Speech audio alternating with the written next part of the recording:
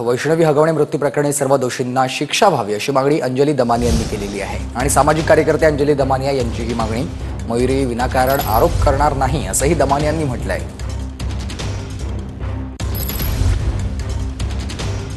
वैष्णवी हगवणे प्रकरणामध्ये दिवसागणिक एक प्रकरण बाहेर येत आहे।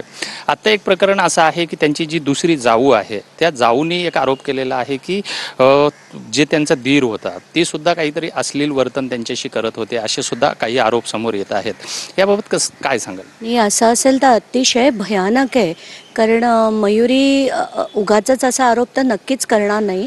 मयुरीच्या आईनी जे पत्र महिला आयोगाला लिहिलं होतं त्याच्यात असंही लिहिलंय की राजेंद्र हगवणे यांनी सुद्धा तिला एकदा थप्पड मारली होती, तिचे कपडे फाडले होते आणि जर शशांकनी पण असं केलं असेल ते अतिशय गंभीर आहे असं मला वाटतं। आणि म्हणून मी म्हटलं की हे लोभीच नाही, विकृत कुटुंब आहे आणि यांना दोन्ही राजकीय पण साथ होती आणि ते जलिंदर सुपेकर जे त्यांचे मामा होते त्यांची पण साथ होती।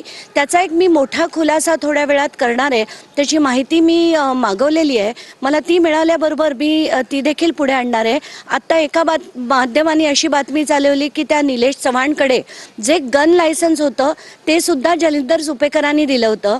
तर आपण इतरांचं समजू शकतो पण निलेश चव्हाणचा संबंध काय होता आणि जलिंदर सुपेकर जे या कुटुंबाचे मामा देखील होते त्यांनी निलेश चव्हाणला पण अशी जी मदत केली होती हे बघून अतिशय शॉकिंग वाटतंय की अशा अधिकाऱ्यांनी अशा लोकांना मदत केली म्हणूनच आज वैष्णवीला प्राण गमवावे लागलेत आणि या सगळ्यांना शिक्षा झाली पाहिजे। व्हिडिओ जर्नलिस्ट संतोष कदमसह विजय गायकवाड, TV9 मराठी, मुंबई।